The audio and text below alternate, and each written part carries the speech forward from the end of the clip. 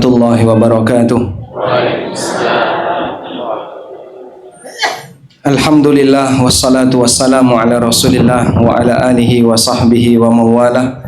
Wa ashhadu an la ilaha illallah wahdahu la syarikalah wa ashhadu anna Muhammadan abduhu wa rasuluh sallallahu alaihi wa ala alihi wa sahbihi wa man tabi'al huda ila yaumil qiyamah. Alhamdulillah, puji syukur kita haturkan kehadirat Allah Subhanahu wa taala. Di kesempatan pagi ini Allah berikan kita tempat yang baik untuk belajar jasmani dan rohani. Baru kali ini saya mengikuti pengajian diramu antara kajian jasmani dan rohani. Berarti setiap kajian di sini kayak gitu, Pak ya? Iya. Pak dokter dulu ngasih pengarahan selama 10 menit, nanti baru setelah itu Ustadz ngasih pengarahan selama 10 menit. 1 jam. Oh, selama 1 jam. Berarti kan harusnya berimbang. Atau lebih butuh rohaninya. Nah, karena kita lebih butuh rohaninya, Pak dokter ngasih kesempatan saya untuk bicara lebih banyak. Kita sampaikan jazakumullah khairan kepada Bapak sekeluarga yang telah memberikan kita fasilitas untuk belajar bareng. Itu tadi kalau saya dengar tentang indikator orang yang terkena diabetes. Kayaknya kita semuanya kena ya. Terutama tadi dokter menyebutkan di antaranya adalah turunnya gairah menikah. Masuk buatan nih, Pak? Jadi mencukupkan hanya dengan satu saja itu ciri diabetes. Jenengan pribadi termasuk? Oh, masuk, masya Allah. Wah, ini masuk kabeh gitu. Maka cara untuk mengobati diabetes adalah ngajak istrinya pengajian. Semoga nanti dapat izin. Nonton, Pak? Setuju, Pak? Masya Allah. Ibu-ibu semua siap dereng? Langsung ke pelapor. Nggih, alhamdulillah. Semoga Allah Subhanahu wa taala menjadikan forum ini sebagai forum yang barokah. Jadi memang untuk bisa berubah jadi baik, manusia itu butuh belajar. Termasuk bagaimana menjaga kesehatan fisik, menungso nggih butuh belajar. Demikian pula menjaga kesehatan batin, manusia butuh belajar. Karena itu Allah Subhanahu wa taala memberikan perumpamaan ilmu kados dene air hujan. Dan hati manusia seperti tanah. Allah Ta'ala berfirman dalam Al-Quran, anzala minas sama'i ma'an fasalat awdiyatum biqadariha fahtamalas sailu zabadan rabia. Allah menurunkan air hujan dari langit. Fasalat awdiyatun biqadariha, maka aneka cekungan dan lembah yang ada di muka bumi terisi dengan air sesuai dengan kekuatan takarannya. Ini memberikan kita perumpamaan bahwa ilmu itu seperti hujan, sedangkan hati kita seperti tanah. Di mana yang namanya tanah bisa jadi subur, nalikane pripun? Dikasih air, disirami, dihujani. Maka demikian pula hati seorang hamba. Hati itu akan bisa menjadi hati yang subur ketika hati ini sering disirami dengan siraman rohani. Berupa apa? Ilmu, pengajian, kita mendengarkan Al-Quran dan hadis yang dibacakan oleh narasumber sehingga membuat kita bisa lebih tenang hatinya. Kalau tadi dikatakan bahwasanya diabetes untuk saat ini sudah sampai pada tingkatan mother of disease, ibunya segala penyakit. Kalau dalam masalah batin, ibunya penyakit niku napa, Pak? Akidah yang menyimpang. Menungso nek nggadah akidah yang menyimpang, keyakinan yang salah, nanti banyak sekali turunan yang salah. Sehingga salah dalam beramal, salah dalam bersikap, salah dalam beraktivitas, golek rezekine salah, ketika berobat juga salah. Contoh, nggih. Orang kalau sudah mengidap penyakit syirik, nalikane golek rezeki konsultasinya ke dukun. Mbah dukun, dagang sing laris niku pripun? Wong dukune dhewe ya butuh duit. Piye carane iso sugih dalam waktu instan? Dukune dhewe ya kere. Tapi karena orang ini sudah hilang akalnya, sehingga dia tidak berpikir seperti itu. Itulah manusia yang rusak hatinya. Sehingga karena rusak hatinya, nanti perilaku dia yang lainnya semuanya akan serba salah. Termasuk juga nalikane loro ketika sakit. Orang yang punya akidah yang lurus, akidah yang benar, maka dia tahu bagaimana cara mengobati yang tepat ketika dia sakit. Tapi nek wong niku wis lara atine, hatinya rusak, akidahnya rusak. Ketika sakit ngapain, Pak? Melayune ning dukun. Ana sing ngombe air keramat, ada yang ini, ada yang itu dan seterusnya. Makanya menjaga kesehatan pikiran, menjaga kesehatan batin, menjaga kesehatan perasaan, salah satu di antara cara agar nanti perbuatan kita semuanya jadi baik. Karena itu dalam Al-Quran Allah Subhanahu wa ta'ala membuat perumpamaan tentang bagaimana iman yang menancap dalam batin seorang hamba. Allah Ta'ala berfirman di surat Ibrahim, Alam tara kaifa daraballahu mathalan kalimatan tayyibah. Tahukah kamu bagaimana Allah membuat permisalan tentang kalimat tayyibah? Kalimat tayyibah niku kalimat apa? La ilaha illallah, kalimat tauhid yang tertancap dalam hati seorang hamba. Kasyajaratin tayyibah, kados dene wit sing apik, seperti pohon yang bagus. Pohon yang bagus ini gimana? Asluha sabit, akarnya menancap di dalam tanah sehingga gak gampang goyang. Wa far'uha fis sama, tapi cabangnya menjulang sampai ke atas. Sehingga pohon ini tinggi, bisa dilihat oleh manusia, tapi dia kokoh dan kuat. Lalu kata Allah, tu'ti ukulaha kullahinin biizni rabbiha. Pohon ini memberikan hasil berupa buah-buahan yang bisa dimakan oleh manusia kullahinin, setiap saat. Itulah pohon yang baik. Nah, ini memberikan gambaran tentang bagaimana iman yang baik. Allah Subhanahu wa ta'ala menjelaskan, wong nek mukmin yakinnya itu ada dalam hati. Karena saking kuatnya yakinnya ini, seperti akar yang menancap di dalam bumi, sehingga walaupun anginnya kenceng, tidak goyang ke kanan dan tidak goyang ke kiri, tidak ambruk karena akarnya kuat. Makanya orang yang beriman itu tidak gampang terpengaruh dengan ajakan yang tidak benar. Misalnya, Bapak, purun mboten jenengan pindah agama. Aku juga iya apa? Nanti Bapak tak kei pekerjaan, tiap bulan gajinya 3 juta. Ada nggak Pak orang yang terus pindah agama gara-gara kerjaan? Ada. Ada orang yang karena dia miskin, tiba-tiba dikasih janji, nek jenengan purun pindah agama, nanti dikasih A, dikasih B, dikasih C. Goyang dia. Oh, berarti orang seperti ini memang dari asal dia imannya belum kuat. Makanya disebul karo angin cilik mabur. Tapi orang yang imannya kuat, ketika ada goyangan dari manapun dia tetap kuat. Contohnya para nabi, walaupun sampai mereka itu mendapatkan ancaman yang luar biasa, tapi para nabi itu tidak pernah berubah prinsip. Coba bayangin, kados dene Nabi Ibrahim menika, Pak. Pada waktu Nabi Ibrahim mendapatkan ancaman untuk dibakar, ya, dimasukkan ke dalam kobaran api, Ibrahim berubah niat nggak? Berubah iman tidak?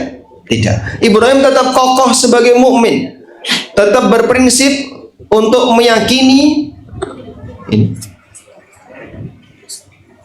tetap meyakini akidah yang lurus. Karena Nabi Ibrahim alaihissalatu wassalam tidak geser iman ketika itu. Itulah iman yang kokoh.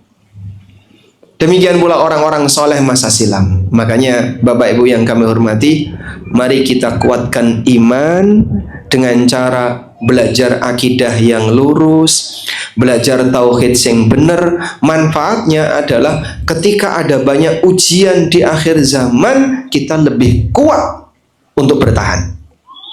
Beda dengan orang yang imannya lemah, menggoro-goro masalah ekonomi wis geser akidah.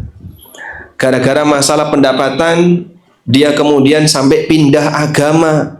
Itu karena imannya lemah. Tapi kalau imannya kuat, dia menjulang tinggi orangnya, amalnya, dan akarnya menancap di bawah. Tu'ti ukulaha kullahinin biidni rabbiha. Orang yang imannya kuat ini seperti pohon yang tinggi tegak, dia menghasilkan buah-buahan setiap saat. Orang mukmin juga seperti itu. Wong mukmin sing apik itu dia punya prinsip untuk selalu memberi manfaat bagi masyarakat. Wong mukmin sing apik, dia punya pemahaman, punya prinsip piye carane bisa memberi manfaat bagi masyarakat. Makanya Nabi SAW memberikan kita penekanan tentang bagaimana caranya agar kita ini bisa menjadi mukmin yang bermanfaat. Beliau SAW pernah bersabda dalam hadis riwayat Tabrani, ahabbun nasi ilallah anfa'uhum linnas. Manusia sing paling apik, yang paling dicintai oleh Allah adalah sing paling manfaat bagi yang lain. Itulah manusia berkah. Sehingga orang yang beriman itu muamalahnya benar. Orang yang beriman itu tindak tanduknya benar, akhlaknya benar, aktivitasnya benar, semuanya benar. Karena dia punya iman. Orang yang beriman ngerti halal haram, sing di sing halal, sing di sing haram. Orang yang beriman anti dengan harta yang terlarang. Orang yang beriman tidak akan ganggu orang lain karena dia beriman. Makanya Nabi SAW ngasih definisi Muslim. Muslim itu apa sih Pak? Kata Rasulullah SAW, al-muslimu man salimal muslimuna min lisanihi wa yadihi. Wong Muslim adalah manusia di mana Muslim yang lain selamat dari gangguan tangan dan lisannya.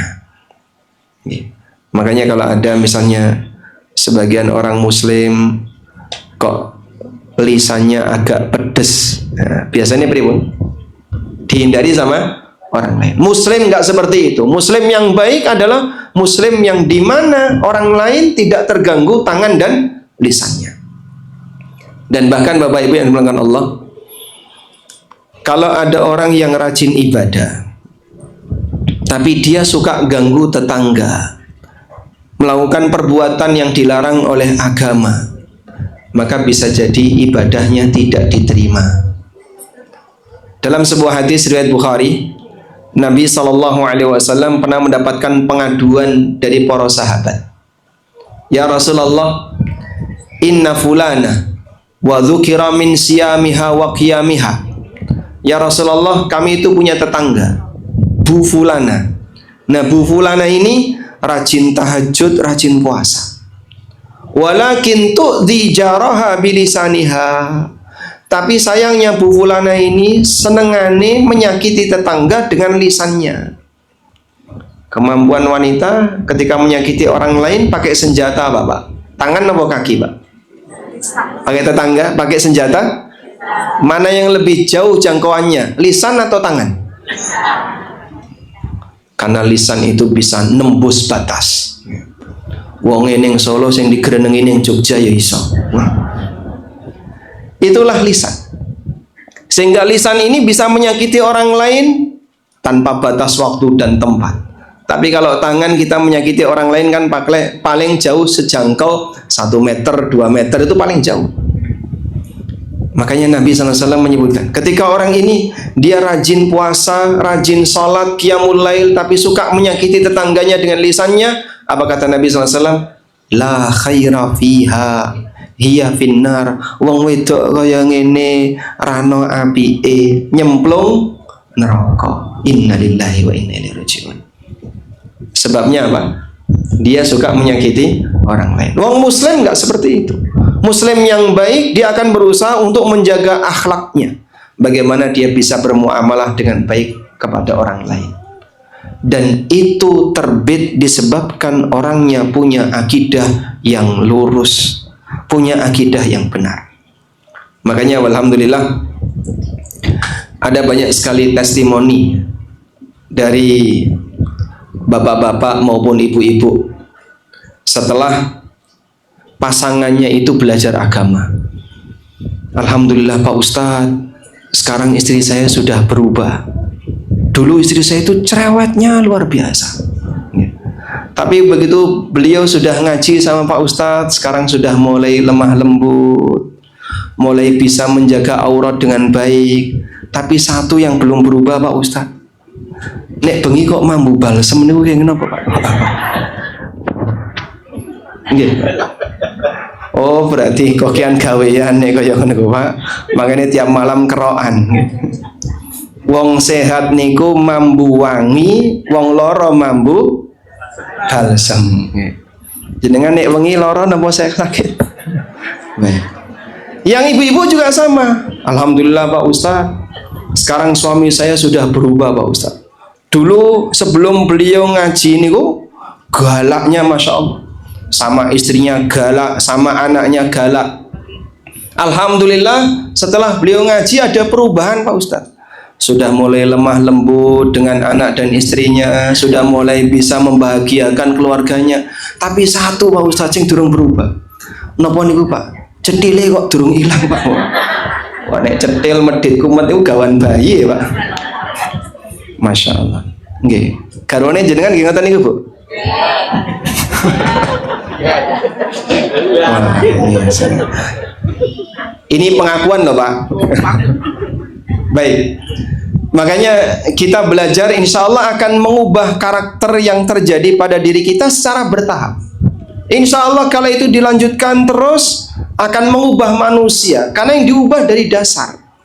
Sehingga di posisi mother of disease tadi kalau sudah sembuh, insya Allah yang lain ikut baik. Makanya sahabat yang dulu berbuat syirik, sahabat yang dulu punya penyimpangan masalah akidah,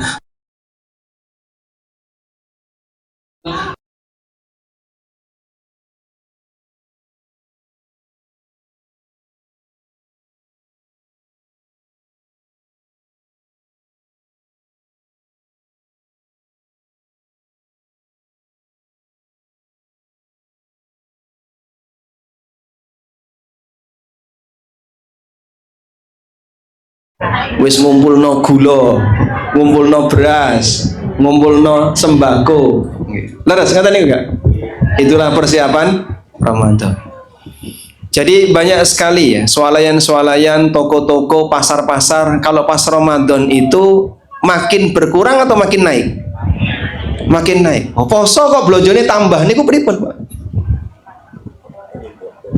Poso tapi blonjone tambah. Makanya biasanya jenengan nek poso berat badannya naik atau turun?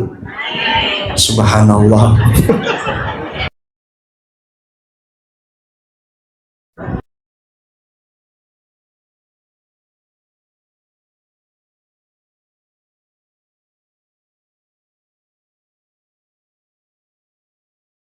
Ini momen untuk bisa mengurangi potensi diabetes, kecuali di Solo. Masya Allah. Boten? Oh enggak ya. Seharusnya Ramadan bisa kita jadikan sebagai momen untuk mengurangi potensi diabetes. Tapi kenyataannya beda. Sehingga ketika Ramadan enggak mengurangi makan kok Pak, geser waktu makan.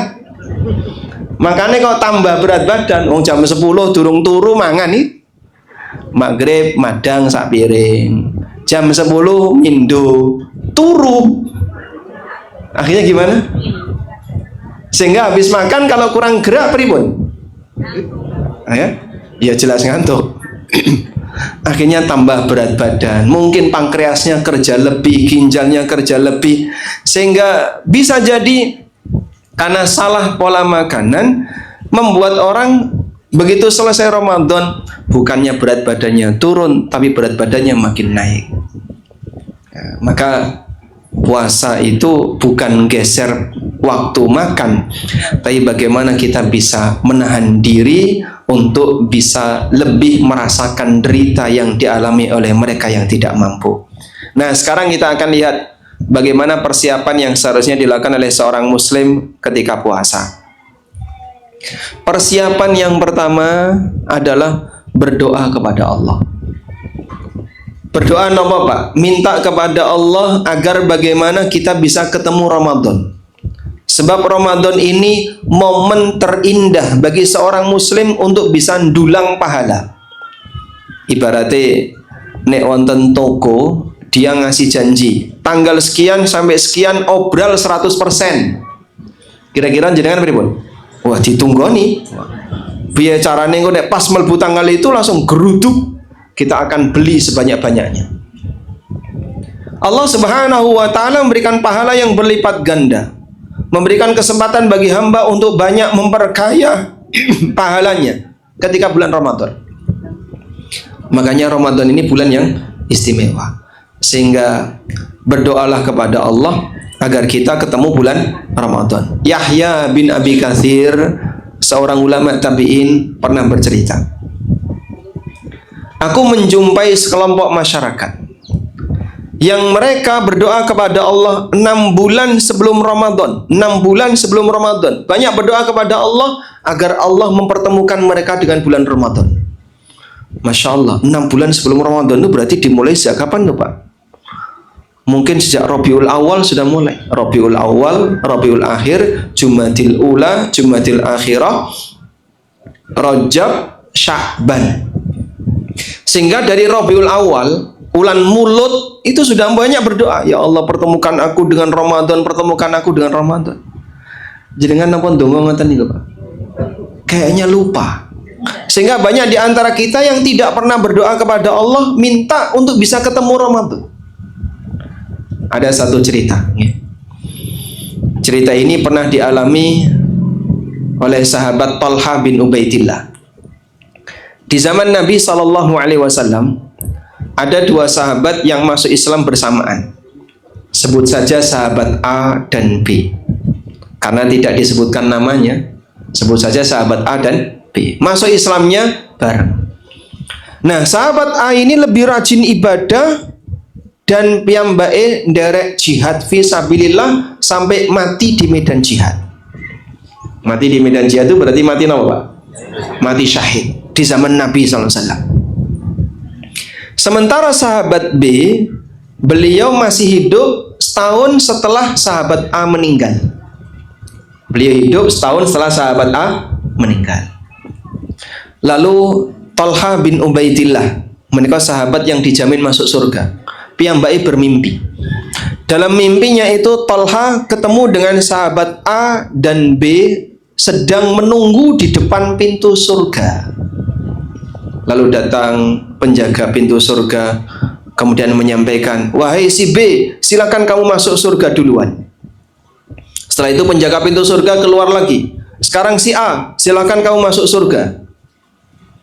Kemudian dia keluar lagi, amma anta farji fa innaka lam ya'ni ba'du, kamu silakan pulang, kamu belum waktunya untuk masuk surga. Terus Talha pulang, bangun tidur. Nah, Talha kemudian cerita kepada orang lain. Akhirnya jadi berita viral. Berita viral di tengah masyarakat. Sampailah berita itu terdengar kepada Rasulullah SAW. Maka Nabi SAW tanya kepada para sahabat, "Madza ta'jabun?" Apa yang membuat kalian heran?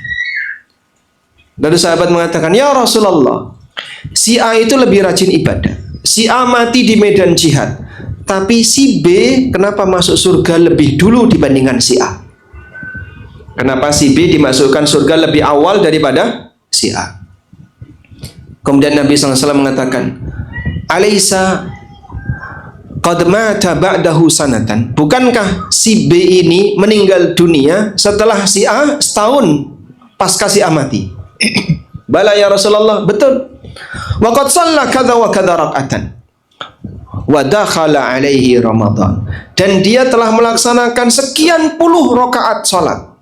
Nek setahun itu berarti ping pinten? Nek salat wajib tok. 17 kali 360 pinten niku, Pak? Banyak ya. Dia salat sekian ribu rakaat dan dia ketemu Ramadan. Kata Nabi SAW, fama bainahuma ma bainas sama'i wal ard. Jarak antara keduanya itu seperti langit dan bumi. Masya Allah. Jika satu Ramadan bisa menyebabkan orang itu derajatnya di surga naik melebihi jaraknya langit dan bumi, bagaimana dengan banyak Ramadan? Monggo bersyukur Bapak Ibu diparingi iman, diparingi sehat fisik, sehat rohani. Ini jadi bekal utama orang itu bisa beribadah nalikane ulan Ramadan.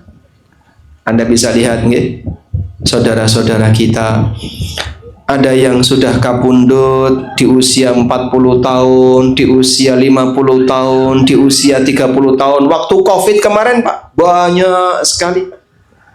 Ranyono mau ke bar bal-balan, ngerti-ngerti mati. Tadi itu bar pit-pitan, ngerti-ngerti mati. Begitu cepatnya, begitu masuk rumah sakit, kebak rumah sakit. Akhirnya dia diopnam di atas kursi roda. Nggak dapat kamar. Teng Muardi ngoten niku kondisinya. Di mana-mana, di Jogja nggih ngoten niku. Sehingga ambulan nguang-nguing kemana-mana, masya Allah. Dan mereka masih muda-muda, meninggal dunia di waktu Covid. Anda selamat dari musibah Covid. Jumlah korbannya lebih banyak daripada bencana alam Sumatera, Aceh maupun yang lainnya.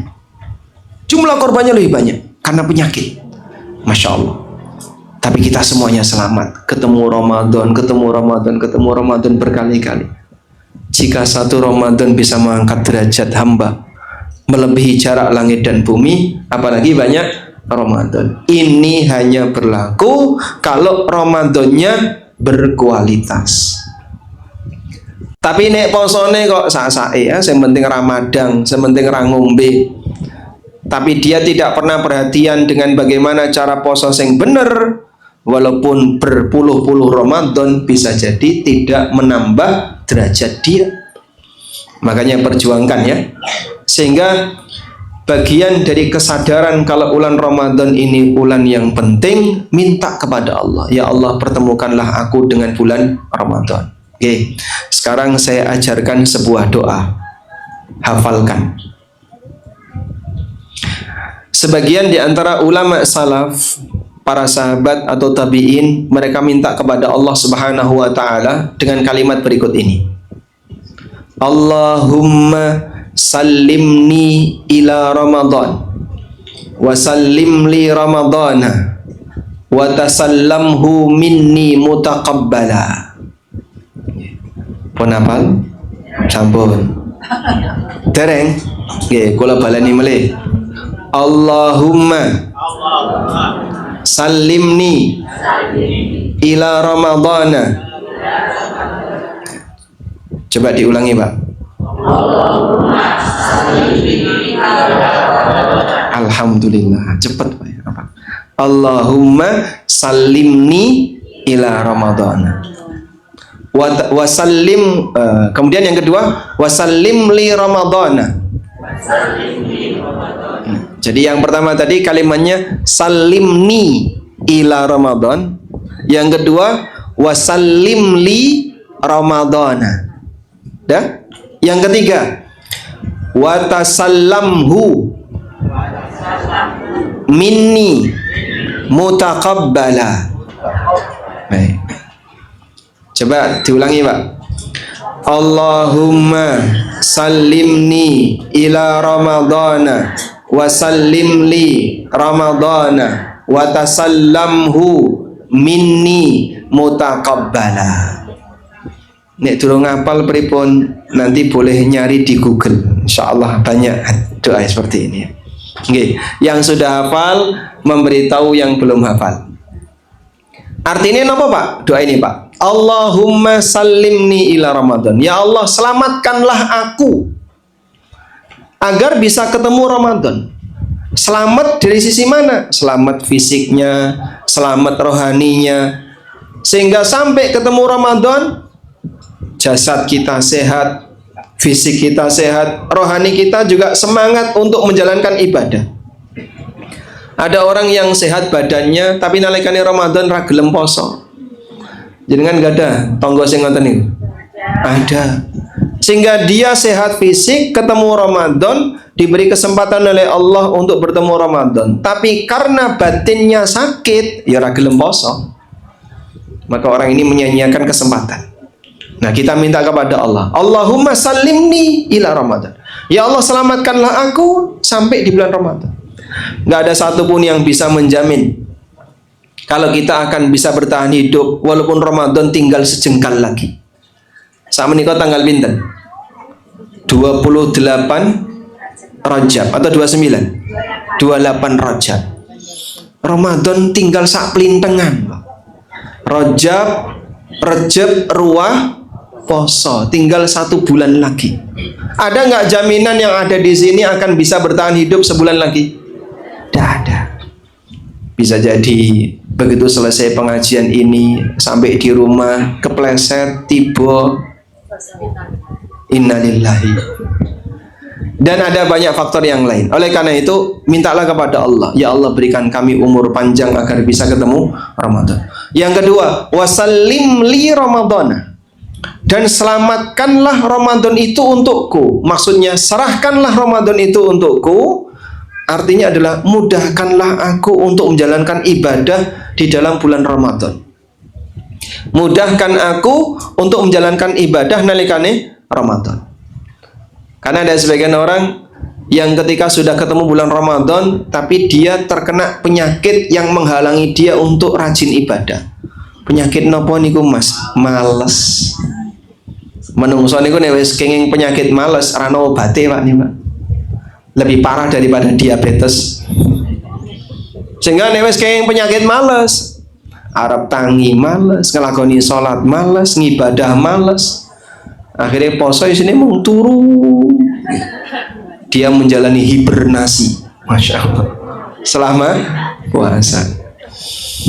Itu karena kena penyakit malas. Makanya penyakit malas ini harus dilawan. Karena ini penyakitnya wong munafik. Allah ceritakan dalam Al-Quran, wa idza qamu ilas salati qamu kusala. Wong munafik niku nek nglakoni salat malas-malesan. Engko se turu glimbang-glimbung karena penyakit malas. Ya. Maca Quran, liyane lho Pak, ada yang sudah sampai khatam 2 kali, 3 kali. Jenengan juz amma durung kelar Mas. Lah sampeyan iki kenging nopo lho Pak? Mbah kok males ya Mas. Buka Quran itu mesti ngantuk. Ya. Makanya kalau tadi salah satu resiko diabetes apa Pak Dokter? Ngantuan. Gila res. Wah, ini jamaah kabeh nggih ngoten niku. Nek pengajian ngantuan nih perlu diperiksakan itu. Baik. Nah, maka harus dilawan. Pokoknya aku kudu ngelakoni, karena kalau tidak Anda akan terjebak dalam rasa malas dan itu tidak ada obatnya. Baik. Maka kita minta kepada Allah, wasallim li Ramadana. Serahkanlah kepadaku Ramadan. Itu maksudnya adalah mudahkanlah aku untuk bisa menjalankan ibadah selama bulan Ramadan. Yang ketiga, wa tasallamhu minni mutaqabbala, dan terimalah amal Ramadan yang telah aku kerjakan. Sehingga kita mohon kepada Allah agar perjuangan kita yang demikian melelahkan, capek, sehingga malamnya kita qiyamul lail, siangnya kita puasa, jangan sampai hilang sia-sia. Kita minta kepada Allah agar amal ini diterima jadi tabungan kelak di yaumil qiyamah. Ini persiapan yang pertama. Berdoa kepada Allah, tawakal, semoga kita bisa ketemu Ramadan, dimudahkan menjalankan ibadah sakjroning Ramadan, dan yang ketiga tadi apa? Diterima amalnya. Selanjutnya, persiapan yang kedua, membersihkan hati sebelum Ramadan. Caranya pripun Pak? Memperbanyak tobat dan istighfar. Apa hubungannya? Sebab orang itu terkadang terhalangi untuk bisa melakukan ketaatan karena dia banyak dosa. Masya Allah. Pripun? Saya suruh pindah. Oh, boten. Wah, ini glowingnya hilang deh kayak gitu. Oh, udah nggak panas. Jangan panasan betul. Misalnya ini, nggak apa, nggak apa. Ini pengajiannya kan nggak diasuransikan. Jadi nanti kalau selesai kajian jamaahnya gosong itu di luar tanggung jawab panitia. Gak apa-apa Pak ya, berjemur Pak. Insya Allah. Sehat. Lanjut ya. Jadi yang kedua, persiapan yang kedua adalah persiapan apa tadi? Membersihkan diri dari maksiat. Sebab penghalang. Kenapa hamba itu terkadang sulit untuk melakukan ibadah? Karena dia punya banyak dosa. Maksiat itu menyebabkan orang jadi malas ngelakoni ibadah. Ilustrasinya seperti ini jamaah. Kita kalau sebelum sholat diajarkan agar toharoh terlebih dahulu. Kenapa kita harus melakukan toharoh? Kamu mau menghadap Allah dengan ibadah sholat yang kau kerjakan, maka sebelum melaksanakan sholat bersuci dulu. Bagi kaum muslimin yang mereka mau melakukan ibadah di pusat kiblat, persiapannya itu jauh sekian kilometer. Dia sudah ngambil di mikot. Karena mau ibadah di mana? Di pusat kiblat. Sehingga yang mau umroh, mau haji, dia harus ngambil mikot sekian ratus kilometer. Paling jauh di Dzul Khulaifah atau Bir'an.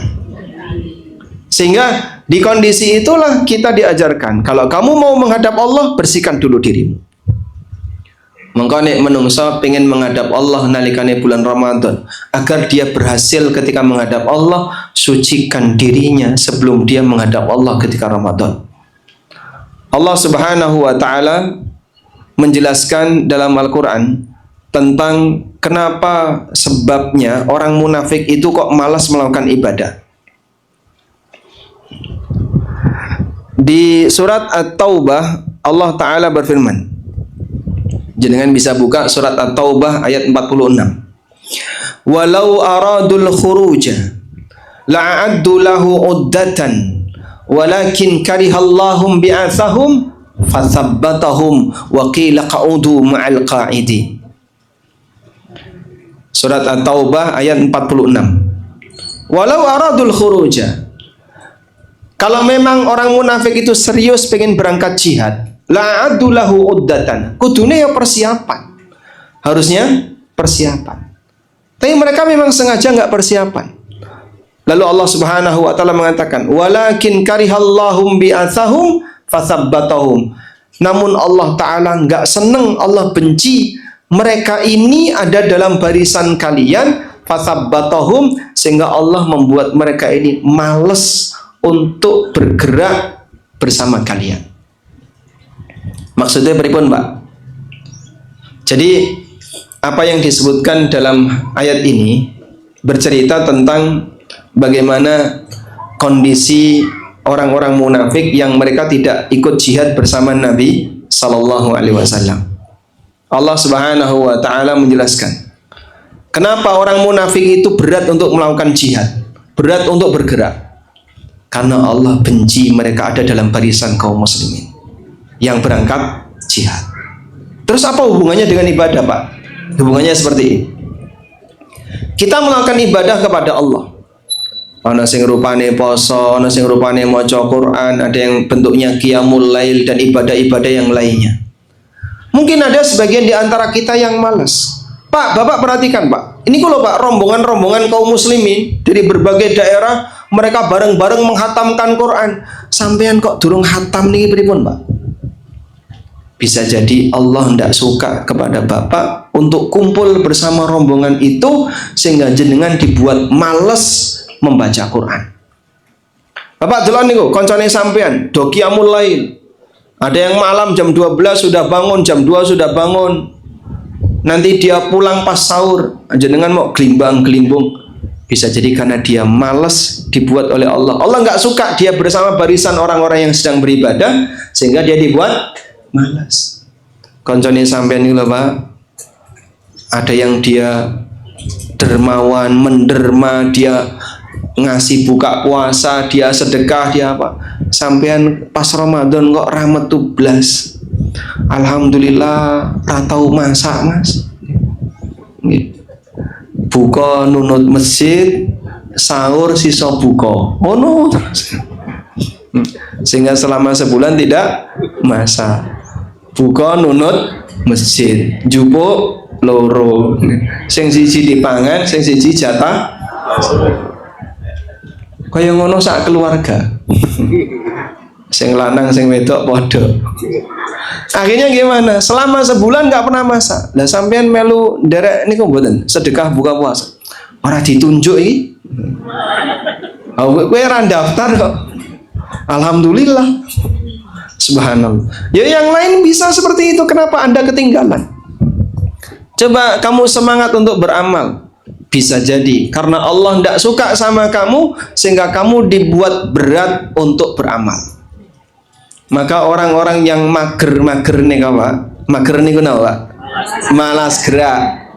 Itu karena Allah tidak suka sama dia sehingga dia tidak berada dalam barisan orang-orang yang beriman yang sedang beribadah kepadanya. Sebab ibadah ini ibarat manusia melakukan perjalanan. Dalam perjalanan yang demikian jauh menuju Allah, ada sebagian di antara hamba yang dia ikut dalam rombongan dan melakukan gerakan yang sangat aktif. Alhamdulillah piyambake bisa mendulang pahala yang besar. Tapi ada sebagian orang yang malas untuk ikut rombongan. Nah, yang malas ikut rombongan tadi bisa jadi seperti yang Allah firmankan di surat At-Taubah. Walakin karihallahum bi'athahum fathabbatahum. Namun Allah benci dia ikut dalam rombongan tadi sehingga Allah buat dia malas. Terus obatnya gimana Pak? Biar kita tidak malas. Cari penyebab kenapa Allah membenci kamu. Karena aku banyak dosa. Oleh karena itulah perbanyak istighfar dan mohon ampun kepadanya. Moga-moga dengan istighfar kamu, dengan permohonan ampunan yang kau lakukan, semoga nanti dibalas oleh Allah dengan pahala yang berlipat, dosamu diampuni, sehingga Allah Subhanahu wa Ta'ala memberikan kepadamu kekuatan dan semangat untuk melakoni ibadah. Ini persiapan yang kedua. Karena itu pas bulan Rajab, bulan Sya'ban, Bapak Ibu perbanyak berdoa kepada Allah, mohon istighfar. Ya Allah, ampuni aku ya Allah. Ampuni aku mohon cintamu kepadaku. Berikan aku semangat untuk bisa melakukan ketaatan kepadamu. Selanjutnya, yang ketiga, persiapan pemanasan ibadah. Pemanasan ibadah ini pripun Pak? Karena nanti ketika bulan Ramadan kita harus melakukan ibadah lebih banyak dibandingkan di luar Ramadan. Maka sebelum Ramadan sudah harus mulai persiapan. Sing durung biasa maca Quran, aku nek kon maca Quran, ge maca Bismillahirrahmanirrahim, merem. Ge bismillah wis merem. Sehingga dia belum terbiasa untuk membaca Quran dalam jumlah banyak. Nalikane Ramadan mungkin dia belum siap. Maka persiapannya dilakukan dengan cara apa? Sebelum masuk Ramadan dia sudah banyak membaca Quran. Makanya dulu jamaah, para ulama di masa silam nalikane ulan Sya'ban itu mereka berlomba-lomba menghatamkan Quran. Sehingga bulan Sya'ban itu disebut dengan Syahrul Qurra. Sebutannya apa? Syahrul Qurra, bulannya para pembaca Quran. Mereka yang rajin baca Quran pas bulan Sya'ban itu semakin kelihatan rajin. Kemana-mana baca Quran, di mana-mana dia baca Quran. Ya. Bapak menjumpai nggak orang rajin membaca itu pas kapan? Menjelang ujian. Wah, kabeh do sinau, ning kene sinau. Karena menjelang ujian. Begitu rampung ujian, hilang. Kaum muslimin juga begitu. Ketika Ramadan pada membaca Quran. Bagi mereka yang tidak persiapan akan keberatan.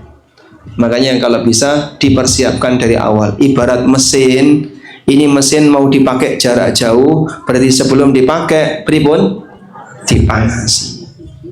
Ngerti-ngerti kok langsung digas, kaget. Ya.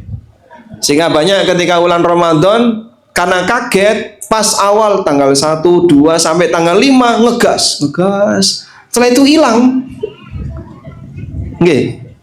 Makanya kalau Ramadan makin akhir makin terjadi kemajuan soft. Sehingga yang dulu waktu awal-awal Ramadan softnya sampai kebak tekan buri, sampai belakang. Makin akhir Ramadan makin hilang, makin hilang, makin hilang. Nah, ini ada satu fenomena menarik ya. Ada satu kondisi yang berbeda. Jadi di semua negara Pak ada orang malasnya Pak. Di Indonesia ada orang malas, di Saudi ada orang malas. Cuman bedanya begini. Kalau di Timur Tengah Pak, di Saudi dan kanan kirinya, orang malas ini dia di awal Ramadan tidak datang. Begitu mendekati akhir Ramadan baru ngegas. Ini mau malasnya Saudi. Wong Indonesia sebaliknya, awal Ramadan ngegas, akhir Ramadan hilang. Pindah ke mall. Baik. Tapi sama-sama dia malas ibadah. Cuman bedanya yang sana tahu keutamaan Lailatul Qadar, yang Indonesia kurang perhatian dengan itu. Makanya tolong kasih tahu ya, nek duwe tangga sing rada malas ini. Sampai nek malas ojo ning awal Ramadan, ojo ning akhir Ramadan. Malas ning awal, rajin ning akhir. Wah, ning akhir mudik ya, Mas. Baik. Makanya di sana nggak ada budaya mudik Lebaran ya. Adanya budaya mudik pas sesi yang lain, bukan pas Lebaran. Baik. Jadi yang perlu kita lakukan, coba dengan pemanasan, dengan cara sudah mulai rajin baca Quran, banyak membaca Quran. Insya Allah mudah-mudahan nanti pas Ramadan bisa lebih mudah untuk melakukan kegiatan amal saleh. Yang keempat, miliki target. Miliki target apa yang harus saya capai ketika Ramadan besok. Orang kalau punya target, maka dia akan lebih terarah kemana saya harus bergerak. Akan berbeda dengan mereka yang nggak punya target. Karena itu Imam Ahmad rahimahullah pernah berpesan kepada anaknya yang bernama Abdullah, inwi khairan, fa innaka la tazalu bi khairin ma nawaital khaira. Miliki niat yang baik, karena kamu akan selalu berada dalam kebaikan sepanjang kau punya niat yang baik. Dan Nabi SAW juga pernah mengarahkan dalam hadis riwayat Bukhari dan Muslim, man hamma bil hasanati falam ya'malha. Siapa yang dia punya keinginan untuk berbuat kebaikan tapi gagal untuk terwujud, kutibat lahu hasanatun kamilah, maka akan dicatat untuknya seperti mendapatkan satu amal soleh. Jadi punya niat saja yang serius, walaupun nanti tidak berhasil diwujudkan, Allah tetap catat sebagai amal soleh. Terus contohnya pripun Pak? Misal ya, jenengan targetkan, Masya Allah, keduren le niat. Biasanya jenengan hatam berapa kali? 2 kali, 3 kali, ada yang 4 kali dan seterusnya. Saya kasih tugas ya, saya kasih tugas. Nyun sewu, yang di atas, wah, ini peserta kajian VVIP. Ini kok bayar pinten ya Pak? Biasanya bapak-bapak kalau Ramadan hatam berapa kali Pak? 1 kali. 1 kali. Ada yang 2 kali. Ada yang sekian kali. Baik, saya kasih tugas ya. Tambahkan plus 1. Jadi yang sudah 1 kali, target besok 2 kali. Yang sudah 2 kali, target besok 3 kali. Sanggup? Kok kayak itu rawani? Sanggup ya insya Allah ya. Nah, tinggal mengatur waktu saja. Wah, sekali itu wes abot ya Mas. Kayaknya sudah menghabiskan banyak waktu. Subhanallah. Padahal kalau sekali ini kan berarti sehari 1 juz. Jenengan baca 1 juz niku berapa jam? 1 jam. Yang cepat bisa 30 menit. Wah, aku raiso nek kon cepet Mas. Ya sudah 45 menit. Moga-moga bisa. Nanti kalau sudah terbiasa, wes lanya insya Allah bisa lebih cepat. Makanya dengan baca pertama dengan baca yang kedua kecepatannya beda. Ya. Dulu para ulama, masya Allah, ada yang ya panjang pendeknya harus tetap dijaga ya. Turan tajwidnya harus tetap dijaga. Tapi mereka banyak membaca. Intinya kurangi waktu yang sia-sia. Ya. Sehingga yang biasanya jadi kaum rebahan, ya, scroll HP, kurangi. Sekarang lebih banyak nyekrol dipakai untuk baca Quran. Ya. Kalau sudah terbiasa seperti itu, insya Allah nanti ketika kita baca Quran akan lebih terasa ringan. Dulu ada yang khatam semalam sekali, masya Allah. Berarti kalau sehari berapa? 2 kali. Ini seperti Imam Syafi'i. Imam Syafi'i itu malam beliau tahajud khatam sekali, siang beliau baca khatam sekali. Kaya apa niku Pak? Ya maca Quran tok isi uripe Pak. Ada juga yang sehari khatam sekali. Jadi 15 juz semalam, 15 juz siang. Ada yang dia 2 hari khatam sekali dan seterusnya. Kita alhamdulillah sebulan sekali. Itulah Indonesia. Oh enggak semua Bapak, banyak yang lebih. Yang lebih parah nggih nyun sewu nggih, ada orang yang hanya mau baca Quran pas Ramadan. Begitu Ramadan rampung, Qur'ane ditutup, simpen ning lemari sampai jumpa tahun depan. Wallahu a'lam. Baik, jadi kalau bisa kita punya target, mudah-mudahan dengan target ini nanti kita bisa lebih semangat untuk mengejar target tersebut. Mungkin demikian yang bisa kita sampaikan. Semoga yang sedikit ini bermanfaat. Wassallallahu ala nabiyyina Muhammadin wa ala alihi wa sahbihi wasallam. Jazakallah khair Ustaz. Tadi kami sudah membagikan kertas. Silakan kalau ada yang mau bertanya. Sebentar ya, saya tanya.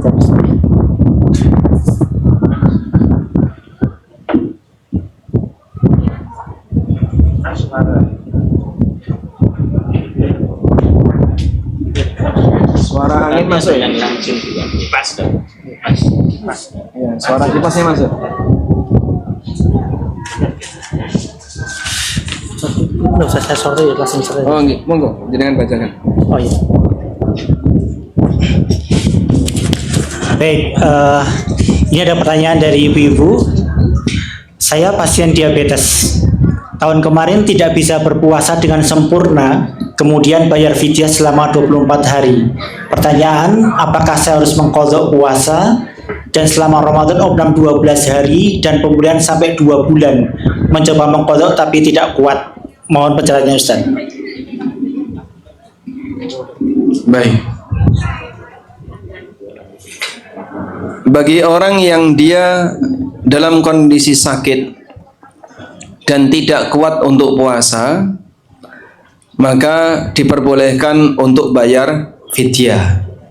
Karena orang yang sakit itu ada 2. Pertama, orang yang sakit dan tidak ada peluang sembuh.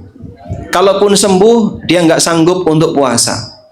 Maka orang seperti ini tidak diminta untuk qadha, tapi piyambake bayar fidyah. Yang kedua, orang yang sakit dan ada peluang untuk sembuh, memungkinkan untuk sembuh, maka yang kedua ini dia wajib qadha dan tidak boleh milih fidyah.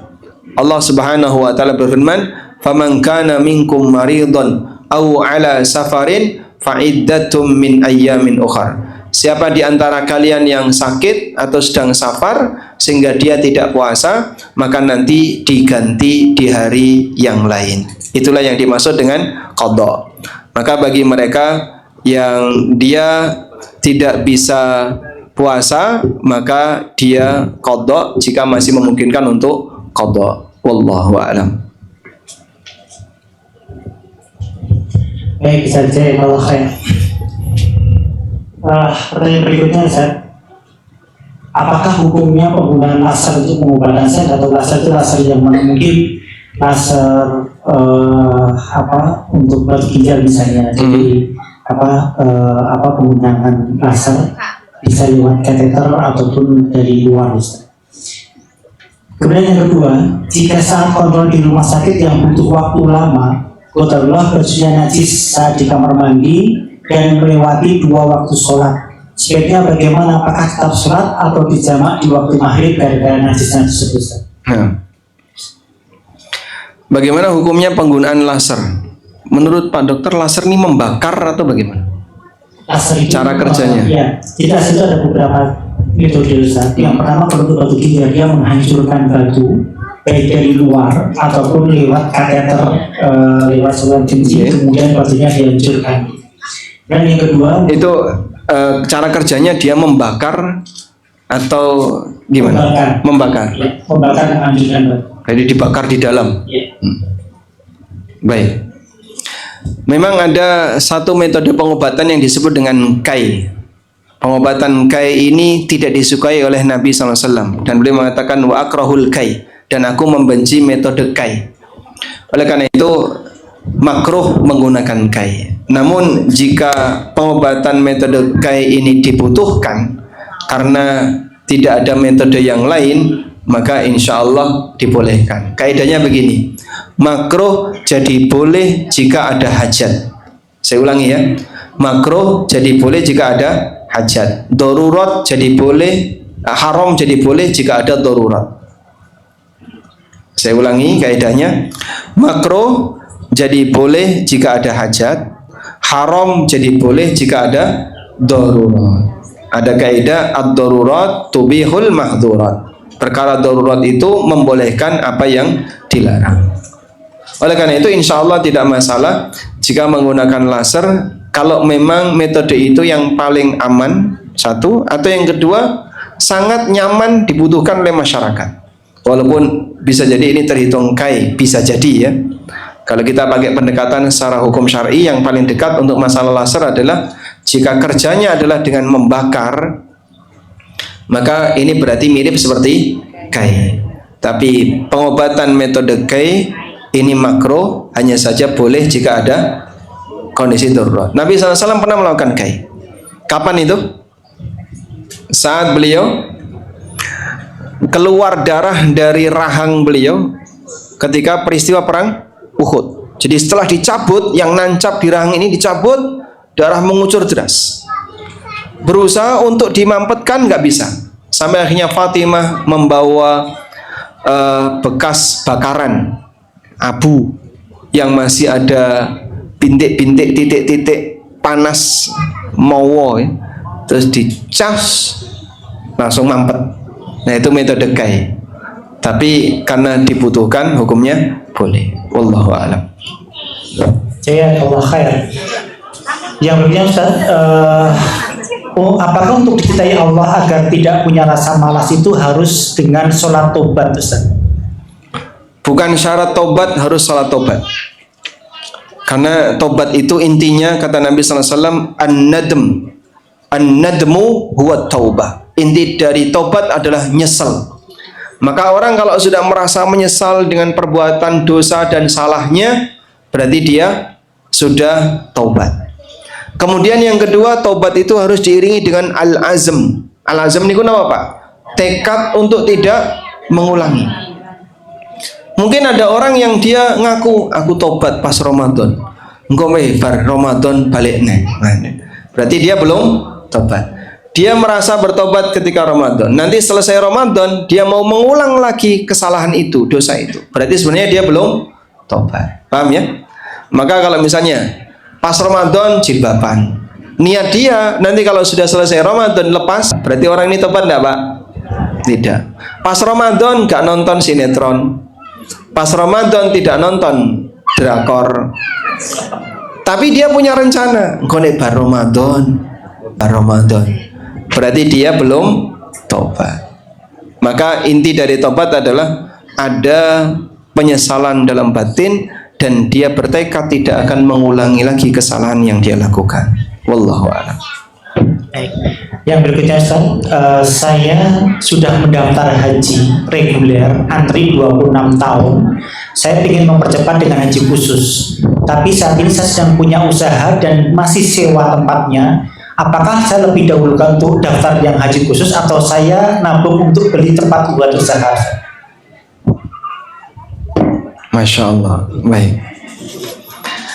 Kalau sekiranya Anda cukup dengan usaha yang sudah ada, sehingga bisa bertahan dengan usaha yang sudah ada, lalu uangnya mau dipakai untuk daftar haji khusus agar bisa berangkat lebih cepat. Sebab kalau sampai 26 tahun, lihat usia kok kayaknya mengkhawatirkan gitu. Apalagi yang usianya sudah 50-an. Wah, gini tak anteni berarti haji umur 70-an. Iya nek nyanda. Kalau enggak, ya sudah, mungkin dia nggak punya kesempatan untuk berangkat. Ditambah lagi, kalau sudah semakin tua, makin berat ketika ibadah haji. Sebab ibadah haji ini butuh kekuatan fisik yang lebih. Berangkat ke sana, jalan kakinya panjang sekali. Baik. Maka kalau dengan pertimbangan ini, mungkin Anda bisa dahulukan untuk daftar haji plus, walaupun kesempatan Anda untuk apa tadi? Untuk beli tempat usaha jadinya tertunda. Wallahu a'lam. Baik, mungkin ada dari, ya silakan Pak. Ya, terima kasih. Assalamualaikum warahmatullahi wabarakatuh. Waalaikumsalam warahmatullahi Ada wabarakatuh. dua niat dari rumah kami saya ke sini. Tapi ada keberkahan, yaitu adanya matahari dari kami kata matahari. Berkat yang luar biasa. Yang pertama adalah untuk Ustaz Arifudin. Kami 70 tahun Pak. Itu ada kecenderungan untuk UN. Tapi alhamdulillah dengan tadi solusi disampaikan pada kami sudah menerima dan sudah atas berkat Allah. Saya sudah Rasul Daud selama 7 bulan. Masya Allah. Sehingga mengurangi makan dan olahraga kita masih sesuai. Sekarang kami belum konsultasi dokter dan belum minum obat. Alhamdulillah, insya Allah kita dengan jalan menuju kebaikan dari DM tadi, dari penyakit tadi, insya Allah sudah selesai. Yang kedua untuk Ustaz, akhlak Rasulullah SAW. Ada sahabat atau orang yang tanya, ya Aisyah radhiyallahu anha, bagaimana akhlak Rasulullah itu? Berkata Aisyah radhiyallahu anha, itu sudah baca Al-Quran. Sudah apa? Sudah. Ya itulah akhlak Rasulullah SAW. Masya Allah. Padahal Al-Quran itu di situ banyak ilmu yang kita peroleh untuk memperoleh keridhaan Allah sesuai dari ayatnya bahwa Allah memberikan hidayah kepada hambanya untuk keselamatan hidup dunia dan akhirat. Ini Pak Arif Musa pensiun langsung berdalami itu Pak, dari tafsir pas kali berdunia. Dan setelah kita pahami, satu buku itu hampir 1 tahun lebih dimasuk di ke-9. Nah, di situ adalah kita berubah menuju amalan itu. Namun setelah kita berubah, itu teman-teman yang dekat kita malah jauh dari kita dalam amalan tadi. Nah, pemikiran saya untuk itu Ustaz, mungkinkah selama 70 tahun kita itu ngaji atau sampai sekarang itu cara metode penyampaian kajian itu perlu dirubah ke yang lebih baik, atau jamaahnya yang paling malas karena banyak dosa? Nah, ini mohon komentar dari Ustaz ini. Kalau saya pikir Pak, ini ya Allah, mungkin Ustaznya yang serah memberikan jamaah ilmu-ilmunya itu, tidak rubah ya toh, malah dadi korupsi, dadi permainan jasa, dadi permainan dadi. Gimana pecah orang ini situasi kita sampai ke mana? Nah, mohon ini penjelasan barangkali demikian atas kekurangan, mohon maaf. Wassalamualaikum warahmatullahi wabarakatuh. Waalaikumsalam. Ya monggo. Sudah. Yang diabetesnya nggak dibahas. Masya Allah. Oh sudah. Oh baik. Ini yang pertanyaan ini bagian mana? Masya Allah. Oke, terima kasih Bapak. Jadi berkaitan dengan akhlak Nabi SAW. Yang bertanya namanya Masruq Ibnul Ajda'. Seorang ulama tabi'in tanya kepada Aisyah radhiyallahu anha, "Kaifa kana akhlaqu Rasulillah sallallahu alaihi wasallam?" Seperti apa akhlak Nabi sallallahu alaihi wasallam? Kemudian Nabi sallallahu alaihi wasallam bertanya kepada Masruq, "Ama taqra'ul Qur'an?" Kamu baca Quran enggak? Iya, na'am, saya baca Quran. Kemudian Aisyah mengatakan, kana khuluquhul Quran. Akhlak Nabi SAW adalah Al-Quran. Sehingga gambarannya akhlak Nabi SAW adalah Al-Quran itu kayak apa, Pak? Akhlak beliau disifati oleh Allah dengan Al-Azim. Allah Ta'ala mengatakan, wa innaka la'ala khuluqin azim. Sesungguhnya engkau Muhammad berada di atas akhlak yang agung. Sebagaimana Allah mensifati arsy dengan arsyul azim. Nah, pertanyaannya, mungkin nggak akhlak Nabi SAW itu bisa ditiru? Jawabannya sangat mungkin. Maka Nabi itu bisa ditiru, tapi tidak bisa disamai. Sebab beliau maksum. Kalau orang sama persis seperti Nabi, mustahil. Tidak ada manusia yang bisa sama persis seperti Nabi. Tapi kalau orang ingin mencoba meniru Nabi SAW, sangat mungkin. Karena itu Allah perintahkan kita untuk meniru beliau. Sebagaimana Allah firmankan dalam Al-Quran, ya, Qul ya ayyuhalladzina amanu atiullaha wa atiur rasul. Wahai orang yang beriman, taatlah kalian kepada Allah dan taatilah kepada Rasul. Allah Subhanahu wa taala juga menyampaikan, laqad kana lakum fi rasulillahi uswatun hasanah. Sungguh pada diri Rasulullah ada uswatun hasanah. Dan banyak ayat yang lain yang merintahkan kita untuk mentaati Nabi sallallahu alaihi wasallam. Wa may yuti'ir rasula faqad ata Allah. Siapa yang mentaati Rasul, hakikatnya dia mentaati Allah. Baik. Nah, akhlak itu ada akhlak kepada Allah, ada akhlak kepada Rasulullah, ada akhlak kepada sesama manusia. Maka kita harus memberikan porsi sesuai dengan kondisinya masing-masing. Jangan sampai begini ya. Ada orang taat kepada Allah. Nah, dalam kondisi ketika dia taat kepada Allah, dia menghindari apa yang dilarang oleh Allah. Sak kampung pingin mengadakan acara A, tapi acara A ini bertentangan dengan Al-Quran dan hadis. Kita misalnya, saya nggak mau ikutan. Wah, dituduh oleh masyarakat, iki wong ora serawung, orang tidak akrab dengan tetangga, menjauhi dari tetangga. Salah atau benar ini? Salah atau benar? Wow, kamu sebagai orang yang berakhlak seharusnya ikut sama masyarakat. Ini juga salah. Oh, masyarakatnya salah kok melu-melu salah. Contoh, okay? Di masyarakat ini ada program, di masyarakat ini ya, ada program misalnya sound horeg. Wah, kabeh dimintai urunan. Untuk pengadaan sound horeg itu butuh misalnya 300 juta. Yang nggak urun, yang nggak ikut nyumbang, maka dia nanti akan ya dibenci satu RT, akan dimusuhi satu RT. Kita nggak mau ikut nyumbang. Mana yang lebih berakhlak? Ikut nyumbang atau tidak ikut nyumbang? Kenapa tidak ikut nyumbang? Ya karena ini bertentangan dengan agama kita. Mana ada agama yang mengizinkan ganggu orang lain dengan suara sekeras itu? Ya, alhamdulillah daerah Jogja, Solo masih kondisi aman. Di sebagian kota, Pak, sound horeg itu program masyarakat, bahkan didukung oleh wali kota. Kalau enggak, maka nanti yang enggak mau ikutan, dia akan diboikot oleh masyarakat. Nah, yang dimaksud dengan orang yang berakhlak itu yang mana? Ketika dia menjaga hak Allah melebihi hak sesama makhluk. Makanya akhlak itu jangan hanya didefinisikan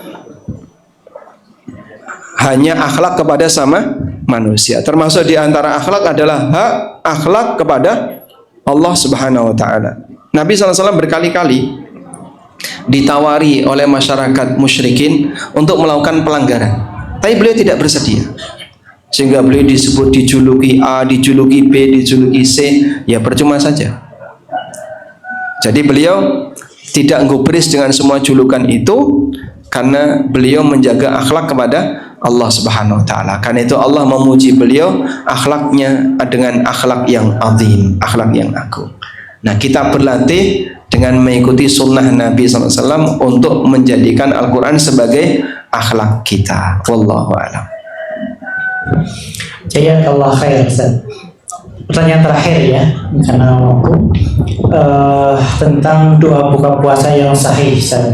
Karena selama ini menggunakan Allahumma lakas sumtu dan seterusnya, apakah itu sahih atau tidak? Kemudian yang kedua tentang batas mengqadha puasa untuk tahun ini, apakah bisa melebihi puasa berikutnya, Ustaz? Baik. Untuk yang kedua dulu, batas qadha puasa. Batas qadha puasa tidak boleh melebihi Ramadan berikutnya. Maka yang punya utang puasa sebelum masuk Ramadan wajib sudah selesai. Kalau sampai Ramadan belum selesai, Pak, dia berdosa. Dan sebagian ulama mengatakan, misalnya ada orang punya utang puasa 7 hari. Sampai Ramadan besok dia baru membayar 5 hari. Berarti kurang pinten? 2 hari. 2 hari ini telat. Sehingga harus dia bayar Ramadan setelah Ramadan berikutnya. Dia harus bayar besok setelah Ramadan ini berakhir. Nah, pada saat dia membayar 2 hari yang tersisa tadi, maka dia wajib melakukan 2 hal. 1 qadha, 2 fidyah. Sehingga dia qadha 2 hari plus bayar fidyah untuk 2 hari. Dipahami ya? Baik, ini pendapat sebagian ulama. Dan salah satu di antara yang berpendapat demikian adalah Dr. Shalih Al-Fauzan hafizahullah dan beberapa ulama yang lainnya. Kemudian yang kedua berkaitan dengan apa tadi? Doa berbuka puasa. Mengenai teks Allahumma laka sumtu wa bika amantu wa ala rizqika aftartu. Apakah ini doa yang sahih atau tidak? Yang tepat mengenai doa berbuka puasa, Bapak bedakan 3 hal berikut. 1, memperbanyak doa menjelang berbuka. Ini dianjurkan. Karena salah satu di antara waktu yang mustajab untuk berdoa adalah menjelang berbuka. Nabi SAW mengatakan, likulli sha'imi da'watun mustajabah inda fitrihi. Setiap orang yang berpuasa, dia punya kesempatan doa yang mustajab menjelang berbuka. Maka menjelang berbuka, begitu masuk adzan maghrib, Bapak berdoa, atau menjelang adzan maghrib, Bapak berdoa.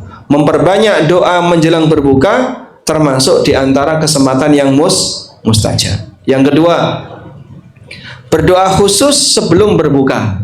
Nah, berdoa khusus sebelum berbuka, kalimat yang lebih sahih, walaupun ini pun didhaifkan oleh sebagian ulama, adalah dengan membaca dhahabat dhama'u wa batallatil uruq wa thabatal ajru insyaallah. Ulama beda pendapat apakah hadis ini sahih atau tidak. Sebagian ada yang menilai sahih dan sebagian ada yang menilai dhaif. Kemudian yang ketiga, doa Allahumma laka sumtu wa bika amantu, ini para ulama menilai sebagai hadis yang dhaif. Oleh karena itu, kita pertahankan 2 yang pertama tadi, memperbanyak doa menjelang berbuka dengan doa apapun, minta kelonggaran rizki, minta istiqomah, minta A, minta B, silakan. Yang kedua, membaca kalimat Allahumma, atau membaca kalimat dhahabat dhama'u wa batallatil uruq wa thabatal ajru insyaallah. Dan ini dibaca pasca membatalkan. Jadi makan kurma dulu atau minum air dulu, baru setelah itu baca dhahabat dhama'u sampai selesai. Wallahu a'lam. Baik, saya kalau khair atas jawaban-jawabannya. Saya kira karena waktu dan cuaca sudah semakin panas, mohon tidak foto dulu, kita makan bersama dulu. Ini ada makanan disiapkan, nanti kita makan dulu bersama-sama. Satu lagi, Pak. Oh iya, silakan. Satu lagi mau tanya, Ustaz. Iya. Masalah yang pertama, tiba Rasulullah. Ini ada suara nggak ada orangnya? Pundi, Pak? Ya, Boleh silakan. angkat, coba boleh berdiri Bapak yang belakang. Oh, oke. Assalamualaikum warahmatullahi wabarakatuh. Waalaikumsalam warahmatullahi wabarakatuh. Mau tanya dua, Ustaz. Yang pertama tentang tiba Rasulullah. Ittiba Nabi SAW. Ya. Apakah seluruh perilaku Rasulullah perlu kita ikuti, atau ada perilaku khusus yang tidak bisa diikuti oleh umatnya? Ya. Karena saya baca dari Ihya Ulumuddin itu ada beberapa hal yang tidak bisa diikuti Ya. oleh umatnya. Pertama itu, yang kedua tentang zikir. Apakah zikir umum yang tidak ada ditentukan jumlahnya termasuk bid'ah, seperti kita mengucapkan istighfar sambil masak, sambil dalam perjalanan, salawat dan sebagainya, apa itu masuk bid'ah. Ya. Assalamualaikum warahmatullahi wabarakatuh. Waalaikumsalam warahmatullahi wabarakatuh. Baik. Pada asalnya apapun yang dikerjakan Nabi SAW disyariatkan untuk diikuti. Sebab beliau utusan Allah untuk umat manusia. Dan Allah mengatakan mayyuti'ir rasul faqad ata Allah. Siapa yang taat kepada Rasul, hakikatnya dia taat kepada Allah. Karena mentaati yang mengutus, mentaati yang utusan sama dengan mentaati yang mengutus. Mentaati utusan sama dengan mentaati yang mengutus. Namun ada beberapa hal yang tidak boleh untuk diikuti. Apa saja Pak? Satu, jadi nabi. Ini tidak boleh diikuti. Saya mau jadi nabi, meniru nabi. Bisa nggak? Tidak bisa. Kenapa? Karena kenabian itu tidak bisa diikuti. Itu pilihan Allah. Allah milih A, milih B jadi nabi, jadilah dia nabi. Maka jadi nabi tidak bisa diikuti. Yang kedua, mukjizat nabi. Saya mau niru mukjizat Nabi SAW. Apa mukjizatnya? Isra Mi'raj. Wah, saya pengen Isra Mi'raj. Ada yang bilang Isra Mi'raj sampai 70 kali. Oh, Nabi Muhammad SAW saja Isra Mi'raj cuma sekali kok. Dia sampai bilang 70 kali. Maka mukjizat tidak bisa ditiru. Sehingga ketika Nabi Musa telah meninggal dunia, tongkat Musa tidak ada yang melanjutkan. Kenapa Pak? Karena ketika Nabi ini meninggal, mukjizatnya hilang bersama dengan nabinya. Kecuali Nabi Muhammad SAW. Saat beliau meninggal, Al-Quran masih bertahan. Sehingga umat beliau paling banyak. Yang ketiga, hukum khusus yang berlaku bagi Nabi SAW. Maka tidak boleh umatnya untuk mengikutinya.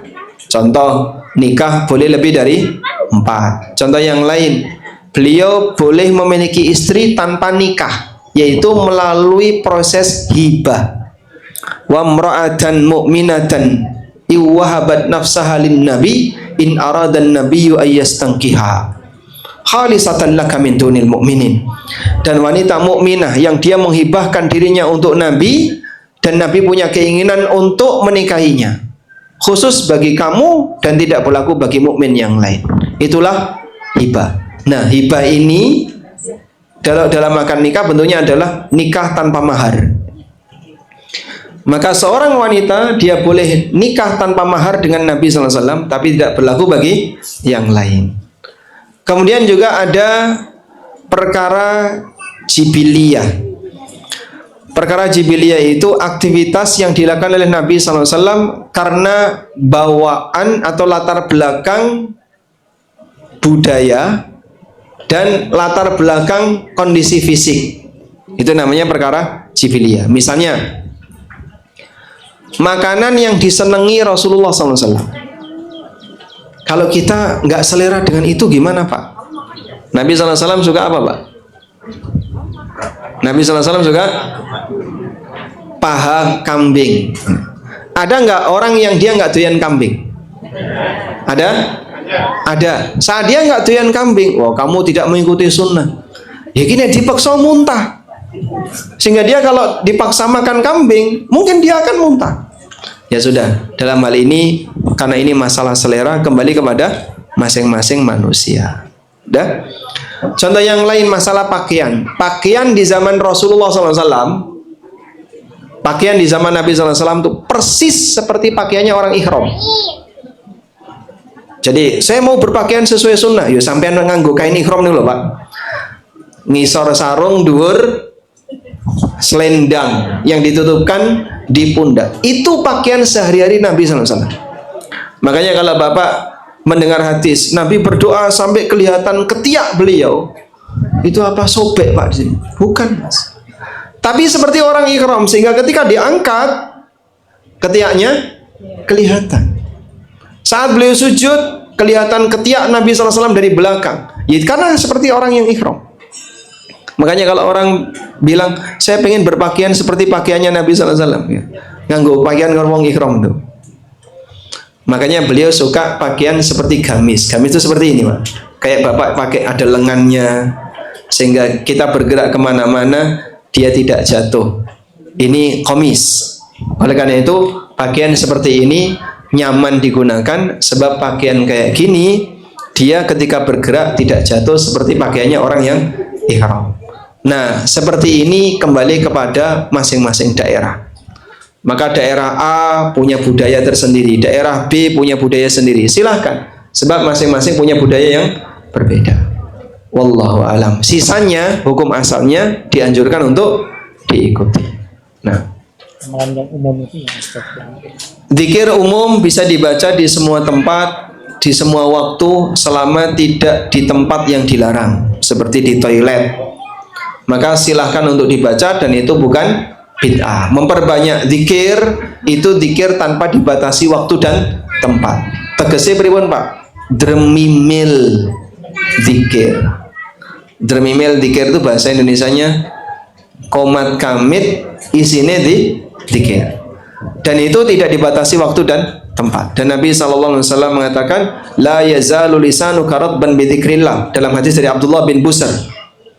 Jadikan lisanmu selalu basah dengan zikrullah, yaitu membasahi lisan dengan banyak berzikir dengan kalimat-kalimat zikir yang bebas. Wallahu a'lam. Penjawab apa? Ya,